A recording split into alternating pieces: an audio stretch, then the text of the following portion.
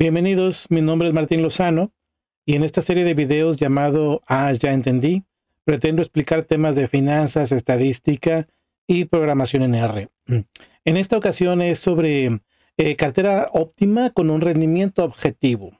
Vamos a diseñarla y vamos a analizar su desempeño. Entonces, empecemos con eso. Sí, este es el nombre, cartera óptima con rendimiento objetivo, diseño y análisis. Es un tema intermedio o un nivel intermedio para finanzas, estadística y programación en R. Básicamente el objetivo de este video es el siguiente. Normalmente cuando estudiamos carteras óptimas, carteras de inversión óptimas, nos quedamos con la idea de la cartera de mínima varianza como la cartera óptima. Pero hay más carteras óptimas dentro de la frontera eficiente. Y una cosa interesante es poder calcular cuáles son los pesos que tendríamos que hacer para poder invertir en una cartera eficiente, pero que ofrezca un rendimiento más interesante que el rendimiento de una cartera de mínima varianza. Y esa es la idea con este video. Para poder implementar este análisis, este diseño y esta evaluación de la cartera, pues vamos a tomar 10 acciones del mercado de Estados Unidos, de empresas de industrias variadas como punto de partida. Vamos también a construir la correspondiente frontera eficiente.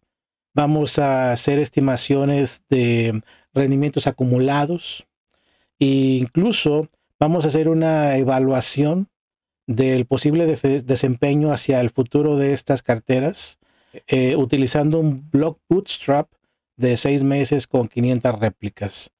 Con lo cual vamos a tener un buen análisis en términos de su desempeño pasado, su desempeño esperado y también el desempeño basado en este block bootstrap que pretendo implementar. Estas son las 10 empresas públicas de Estados Unidos que vamos a utilizar en nuestro ejemplo. Digamos que estas son las empresas que vamos a utilizar para poder crear nuestras carteras. Esta lista de 10 empresas, pues la tomé principalmente pensando en una variedad de industrias. También incorporé un criterio para poder elegir que estas empresas tengan rendimientos con una correlación lo más baja posible, incluso negativa en algunos casos.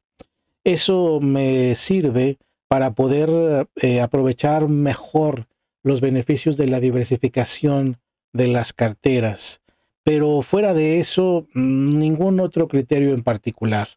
De hecho, no son empresas que se hayan caracterizado por tener un excelente desempeño en el pasado reciente. De hecho, no son empresas que tienen un rendimiento bastante estándar. Incluso alguna de ellas tiene un rendimiento esperado negativo, con lo cual no son, digamos que no son estas empresas estrella que normalmente alguien podría elegir por su buen desempeño. No lo son. Y a pesar de eso, esa es un poco la intención también de este video. A pesar de no ser estas empresas con un desempeño muy brillante, podemos hacer cosas muy interesantes con ellas. Estos son los paquetes que voy a utilizar en todo el video. Recuerda que este documento, el código computacional completo, se encuentra en mi página de GitHub y aquí lo voy a ir presentando pues poco a poco. Bien, como lo he hecho en ocasiones anteriores, presento al principio algunas funciones que voy a estar utilizando de manera recurrente en todo mi ejemplo. Y esto me va a ayudar simplemente para poder hacer un código un poco más eficiente. En lugar de escribir funciones cada vez que las ocupo, pues las escribo al inicio y después las voy llamando. Las voy invocando conforme las vaya necesitando. Tiene que ver con la descarga de precios, la transformación de precios a rendimientos, el cálculo de algunas métricas que voy a utilizar como rendimiento esperado, desviación estándar, ratio de Sharpe o Sharpe ratio, para hacer cálculos de rendimientos acumulados. Pues empecemos. Todavía no estoy haciendo las carteras, Apenas lo que pretendo hacer en este momento es dar un vistazo sobre cómo se comportan estos 10 activos de manera individual antes de hacer carteras. Entonces observa, estas son las 10 empresas y tengo en la primera columna, en esta columna, su rendimiento esperado, su desviación estándar y su rendimiento por unidad de riesgo. Esta tercera columna es básicamente la primera entre la segunda. ¿Vale? Entonces, como te digo, son rendimientos mensuales, no son rendimientos muy espectaculares. Incluso aquí tengo un rendimiento negativo. En términos de riesgo, pues así se comportan estas empresas. Y en términos de ratio de Sharpe, bueno, pues van desde un rendimiento por unidad de riesgo negativo, como en este caso, hasta uno más o menos alto, o al menos el más alto de esta lista sería ¿no? 0.244 rendimiento por unidad de riesgo para esta empresa SYF. Bueno, pues es simplemente un vistazo sobre las características de estas empresas, sus indicadores más básicos. Voy a plantear la definición o la derivación de la cartera de mínima varianza en términos de notación matricial. Esto va a ser muy útil porque me va a permitir simplificar el código y también me va a permitir generalizar el código computacional para que este procedimiento pueda replicarse para un caso distinto. Es decir, si a ti te interesa utilizar este código, que no sea muy complicado aplicarlo para tus propios objetivos, ¿no? Con una población distinta en términos del número de activos o para un rendimiento objetivo distinto al que yo estoy planteando en este caso. Entonces, por eso me conviene plantear al menos las funciones, las fórmulas en términos de notación matricial. Aquí tengo la definición de la varianza, la definición del rendimiento esperado. Definimos unos escalares A, B, C y D, como estos, que me van a permitir simplificar un poco las cosas. Ese es el problema que necesitamos resolver. Es básicamente la minimización de la varianza de la cartera, sujeto a esta restricción, que los pesos sumen 1. No necesariamente que sean positivos o negativos, simplemente que sumen 1. Así es como se define el lagrangiano, las condiciones de primer orden, y la solución a la cartera de mínima varianza global es esta. Esta A ya está definida antes, es esta. Pero así queda la expresión de la cartera de mínima varianza global. Bien, esta me va a servir como benchmark. De hecho, digamos que el sujeto principal de estudio en este caso es una cartera óptima con un rendimiento objetivo. Estoy pensando que es un rendimiento mayor a la que puede tener el rendimiento de esta cartera de mínima varianza global, naturalmente. Aquí está. Esta es la definición de la cartera. Una cartera óptima, pero con un rendimiento objetivo R asterisco. Para poder resolverlo, bueno, iniciamos con un planteamiento parecido en donde minimizamos la varianza de la cartera, sujeta a esta restricción que tiene que ver con la suma de los pesos sea igual a 1, pero que al mismo tiempo estos pesos por estos rendimientos den lugar a un rendimiento específico. Este rendimiento específico es un rendimiento R asterisco. Insisto, estoy pensando que sea un rendimiento mayor al de la cartera de mínima varianza para que esto sea un poco más interesante. Con este cambio, bueno, el lagrangiano queda así. Las condiciones de primer orden quedan de esta manera. Como un paso intermedio, lo he visto en algunas otras planteamientos, definimos G y H, que me pueden ayudar a simplificar un poco la notación. Y al final tenemos que la cartera óptima con un rendimiento objetivo es esta. Y se define como G más H multiplicada por este rendimiento objetivo, en donde G y H están definidas así.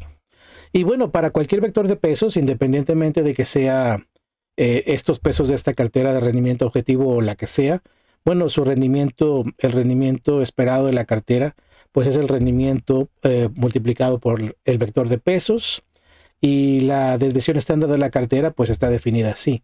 Es la raíz cuadrada de esta definición de la varianza de la cartera.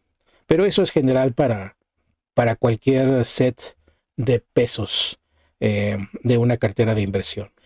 Ya que tenemos el planteamiento en términos matriciales, ahora lo que sigue es pasarlo a código.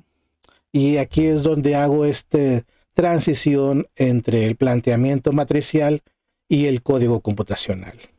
Como ves, aquí tengo las definiciones de la sigma, desviación estándar, rendimiento esperado en mi vector de unos. Y aquí tengo las definiciones de A, B, C y D, G y H que tenía antes, ¿no?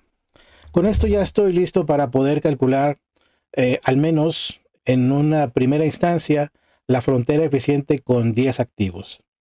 Todavía no estoy pensando en una cartera, en incorporar alguna cartera, simplemente la frontera. Empecemos con eso, con la frontera eficiente. Así como queda la frontera eficiente con estos 10 activos, aquí están los activos individuales, son 10. Todavía no tengo ninguna cartera, es simplemente la frontera eficiente que estoy marcando aquí con el cursor. ¿Ok? Bien, ¿qué sigue a partir de ahora? Bueno, pues lo que me interesa es ubicar la cartera eficiente, la cartera de mínima varianza global, y también me interesa definir una cartera óptima con un rendimiento objetivo en particular. Pero por lo pronto, este es nuestro escenario y vamos a continuar. Pues sí, aquí es donde calculo tres carteras en particular. Voy a calcular la cartera de mínima varianza global, una cartera objetivo, que en este caso es replicando el rendimiento de SYF, y una cartera ingenua, que es básicamente 1 sobre n. Observa, son estas. La cartera de mínima varianza global va a quedar aquí. La segunda cartera, la del rendimiento objetivo, dije que iba a replicar el rendimiento de SYF, que es precisamente el activo de los 10 activos, es el activo que tiene el mayor rendimiento, con lo cual es interesante, ¿no? Voy a replicar el rendimiento del activo con rendimiento más alto, pero voy a ubicarla aquí en su versión óptima, de tal manera de que yo encuentre cuál es esta cartera que tiene el mismo rendimiento que SYF, pero evidentemente menos riesgo que SYF, y va a estar construida pues seguramente por una combinación del resto de estas 10 activos individuales. Y bueno, la tercera cartera es 1 sobre n, es una cartera ingenua que yo supongo que debe de estar pues dentro de esta frontera, pero en algún lugar. Ya veremos dónde se ubica. Va a ser una cartera ineficiente naturalmente, pero ya veremos dónde se ubica en particular. Bueno, esto lo hago aquí. La de mínima varianza global, la del rendimiento objetivo y la cartera ingenua. Nota qué fácil es, bueno, una vez que ya tenemos el código bien planteado, qué fácil es replicar una cartera con un rendimiento objetivo. Lo voy a hacer un poco más grande. Yo defino un objetivo, que en este caso es el rendimiento del activo SYF, que habíamos quedado que era el que tenía el mayor rendimiento de los 10 activos individuales. Defino los pesos, aquí está, como G más H multiplicado por este rendimiento objetivo. Y con esto ya tengo el vector de pesos de esta cartera eficiente. Así de sencillo. En esta línea número 8 es donde sucede la magia. Lo que sucede en la 9 y en la 10 es simplemente calcular su rendimiento correspondiente, su rendimiento esperado correspondiente y su riesgo correspondiente. En este caso, su desviación estándar. Y en la cartera ingenua, pues es simplemente 1 dividido entre n, que en este caso es 10, ¿no?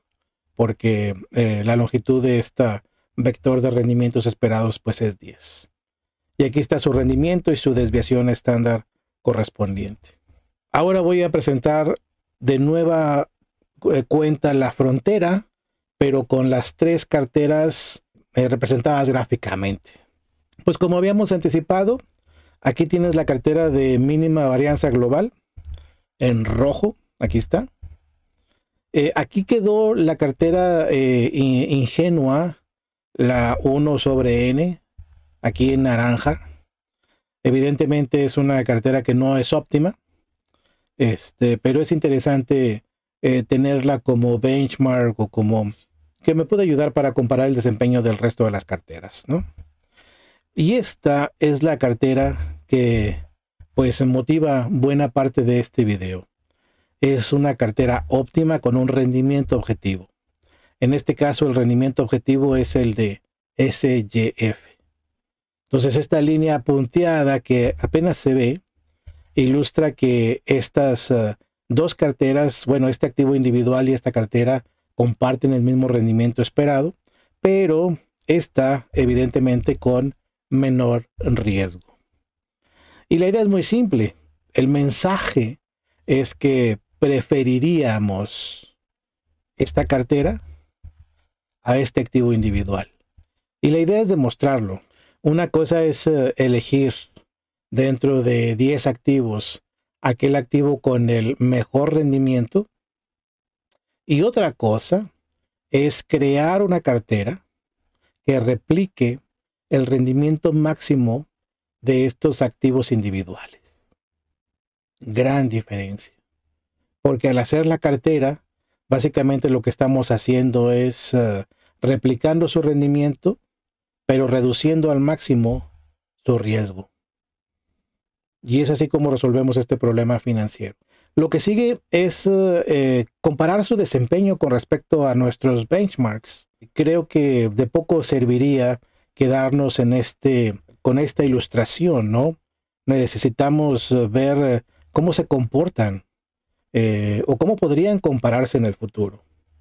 Cómo podrían desempeñarse en el futuro. Entonces vamos a analizar eso. Tengo un resumen de 4 digamos que alternativas. La primera es la del rendimiento objetivo, ¿no? En donde tratamos de replicar el rendimiento de SYF. Y aquí tengo en el segundo caso el activo individual SYF. Nota que estos dos son iguales. Pues claro, esa era la idea, ¿no? Que el rendimiento objetivo de esta cartera sea igual al rendimiento máximo dentro de las 10 activos individuales, ¿no? Que es 0.0259. Con lo cual aquí estamos comprobando que está haciendo el trabajo que se supone que debe de hacer. Ahora, el riesgo de este activo individual es 10.6 del activo individual. Bueno, pues el riesgo de mi cartera es 6.72. Esta diferencia o esta reducción entre 10.6 y 6.72 es el beneficio de la cartera. Es el beneficio de la diversificación. Es el beneficio de aplicar este modelo financiero para poder tomar una mejor decisión en términos de inversión. De este tamaño es el beneficio. Naturalmente esto tiene un impacto sobre el rendimiento por unidad de riesgo. Yo mostraba una lista al principio de este video en donde veíamos el rendimiento por unidad de riesgo de los activos individuales. Y habíamos quedado que este era uno de los más grandes, 0.244. Bueno, pues con la cartera todavía aumenta más. Pues claro, porque estamos reduciendo el denominador, con lo cual estamos aumentando el rendimiento por unidad de riesgo de 0.244 a 0.385, lo cual está bien. Bien, ¿qué pasa con la que no es óptima la cartera ingenua. La cartera ingenua tiene un rendimiento pues menor. Es verdad que tiene un riesgo menor. ¿Ves? 5.69. Y su rendimiento por unidad de riesgo pues no es nada malo, ¿eh? Es 0.243. Apenas un poquito peor que esta segunda alternativa, que es el activo individual SYF. ¿Qué pasa con la cartera de mínima varianza global? Bueno, pues tiene un rendimiento bajo. No está diseñada para que tenga un rendimiento alto. Está diseñada para que tenga la mínima varianza, la mínima desviación estándar. Y efectivamente la tiene. Al menos en esta tabla podemos ver que tiene un riesgo de 3.29, que es el menor de todos estos, ¿no? Pues claro, así está diseñada. Y su rendimiento por unidad de riesgo es 0.227. Es el menor rendimiento por unidad de riesgo de estas 4 activos. Bien, pues es un resumen de lo que tenemos en el gráfico. Nada más que ahora lo tenemos con valores concretos, ¿no? Bien, continuamos con nuestro análisis.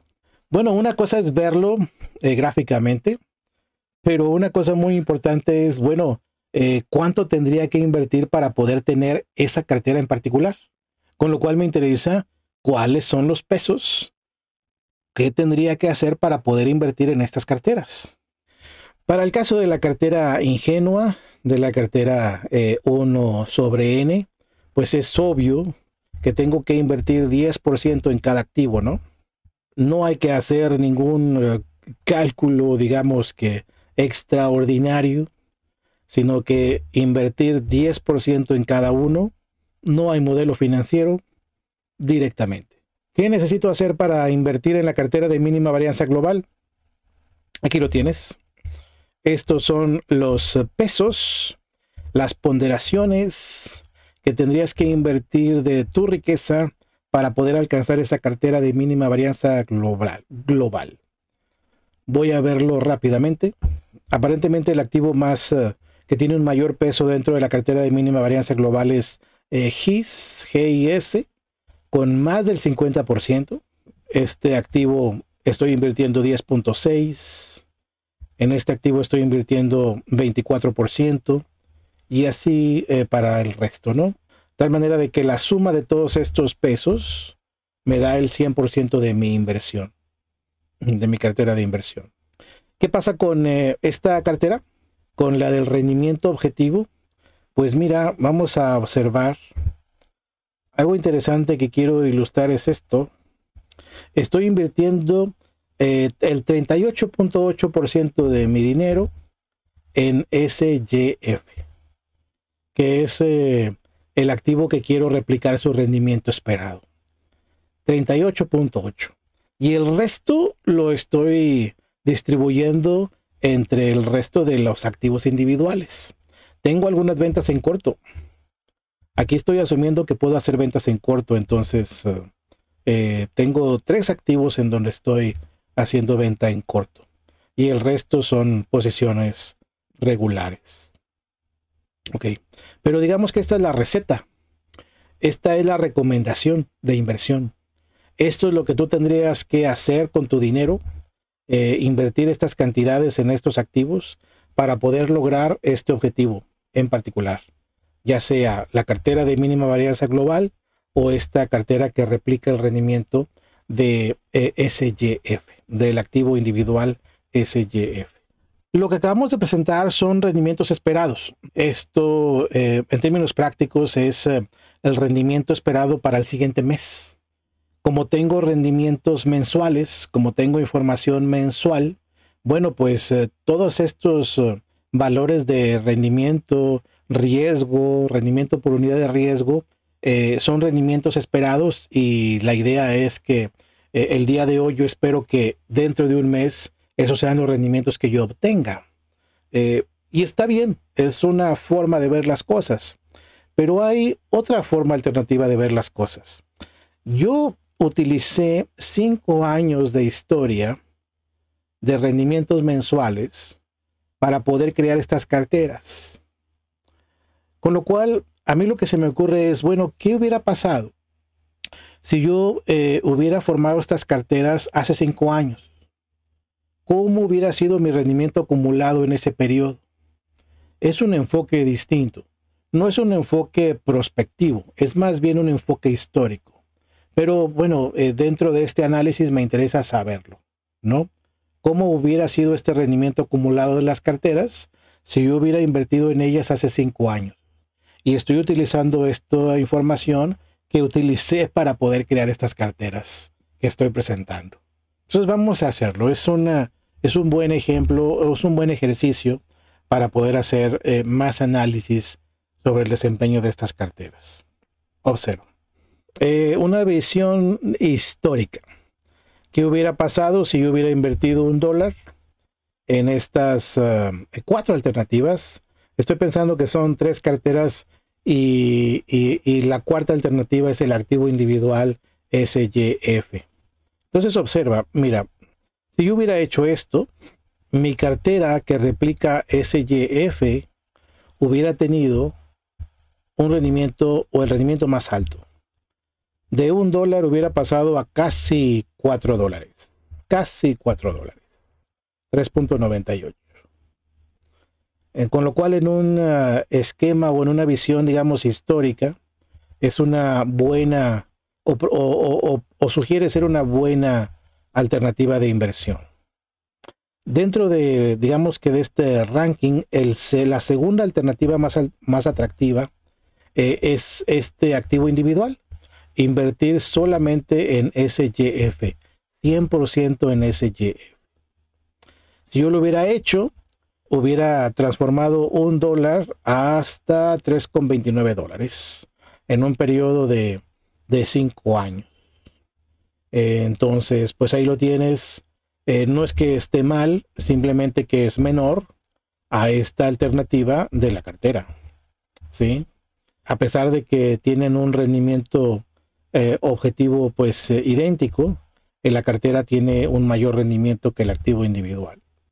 En el caso de la cartera ingenua, bueno, pues se reduce este rendimiento hasta 2.05, y en el caso de la cartera de mínima varianza global, pues sí, es bastante estable, ¿no? El desempeño histórico, pero tiene un rendimiento bajo de 1.50.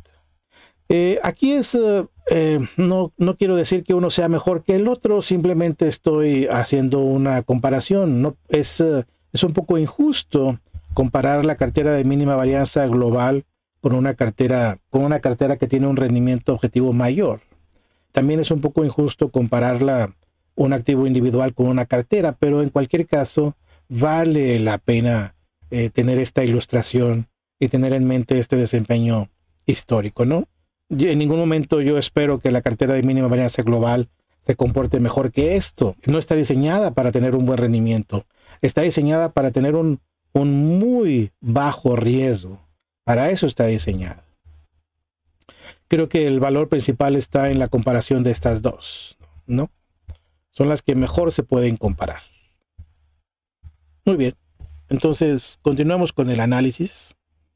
Ya tenemos una visión histórica, lo que hubiera pasado si hubiéramos invertido en estas carteras en los últimos 5 años. También tenemos una visión en términos de rendimiento esperado, es decir, lo que esperaríamos el siguiente mes si consideramos estas carteras. Pero hay otra forma de hacer este análisis. Si yo hago un block bootstrap, yo puedo ver distintos escenarios en el futuro.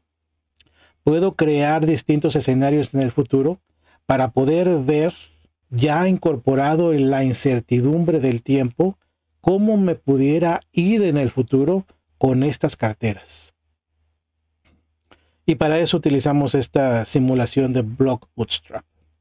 Entonces, en particular son 500 réplicas, como si fuesen 500 escenarios futuros, ¿no? Lo hacemos con reemplazo y de tal manera de que podamos completar periodos completos de 60 meses, que son los 5 años que utilizamos para poder crear estas carteras. Entonces, de esa manera estamos creando escenarios posibles y al mismo tiempo con esos escenarios de rendimientos, estamos calculando nuevos rendimientos esperados, nuevas matrices de varianzas y covarianzas y generando estas mismas carteras y evaluando su desempeño. Con lo cual sería una especie de ver cómo le podría ir a estas carteras en 500 escenarios hipotéticos futuros. ¿Vale? Y vamos a ver cómo se comportan. Lo más práctico es hacer un gráfico del block bootstrap. Es difícil ver los 500 escenarios, pero lo que podemos hacer es elegir el 90% de la densidad, de tal manera de que podamos ver cómo se comportan en general esos 500 escenarios. Bien, pues aquí tienes el block bootstrap graficado. Tengo un gráfico de media varianza como lo tenía antes. Solamente que ahora estoy graficando no solamente los activos originales, como en este caso el SYF, con su respectivo riesgo y su respectivo rendimiento, sino que estoy graficando el resto de los 500 escenarios. Y este círculo que tú ves aquí, pues básicamente lo que hace es aglutinar el 90% de los escenarios. De tal forma de que yo pueda ver cómo se comportan en términos generales estos 500 escenarios que acabo de simular. Una cosa que yo veo es que de los 4 óvalos o círculos que tengo aquí, es el que se encuentra más hacia la derecha. Y si se encuentra más hacia la derecha significa que tiene más riesgo. Y eso significa que el resto de las alternativas tienen un riesgo menor que SYF. Vamos a ver el siguiente, el que se puede comparar más fácilmente, es este morado. Este morado es el del rendimiento objetivo. Es digamos que el objetivo principal de este video. Es esta cartera con el rendimiento objetivo de SYF. Aquí lo tienes, es el mismo rendimiento, pero en términos óptimos. Y mira lo que sucede. Básicamente lo que tengo es que este círculo, este óvalo, esta circunferencia que tengo aquí, está claramente hacia la izquierda de este gris. Y eso básicamente significa que tengo un menor riesgo que el gris. En términos del rendimiento, es de hecho muy parecido. Observa las alturas. La altura aquí es muy semejante y la altura aquí de la parte de abajo también lo es. Con lo cual está cumpliendo este objetivo de replicar el rendimiento, pero con menor riesgo. Otra cosa que veo es que no es tan ancho esta circunferencia, ¿no? Y al no ser tan ancho significa que la dispersión de los rendimientos es menor. Y esa es una buena noticia. No solamente la dispersión de los rendimientos es menor, sino que el riesgo es significativamente menor que la alternativa SYF. Con lo cual tengo elementos, todavía más elementos para confirmar que esta es una buena idea.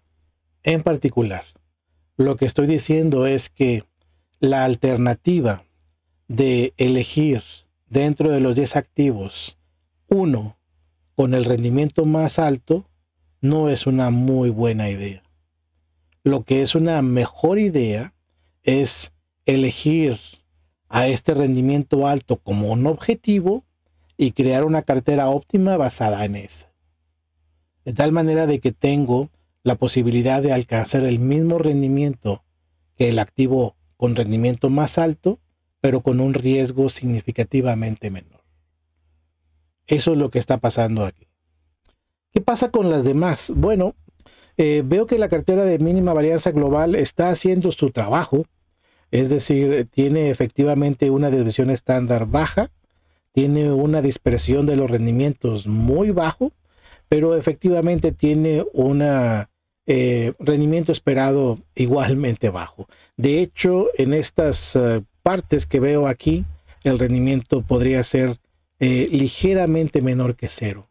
Un rendimiento negativo, no muy bajo, pero un rendimiento negativo. ¿Qué pasa con la cartera de Ingenua? Bueno, la cartera Ingenua claramente tiene un riesgo mayor que la cartera de mínima varianza global y tiene un rendimiento ligeramente mayor. Entonces, mayor riesgo que la cartera de mínima varianza global y un rendimiento ligeramente mayor. También es interesante observar que dentro de estas posibilidades del desempeño de la cartera con un rendimiento objetivo, dentro de ellas están buena parte de los rendimientos de la cartera de mínima varianza global. Con lo cual creo que es una buena representación o una buena argumento de que esta cartera efectivamente está cumpliendo su trabajo de reducir el riesgo.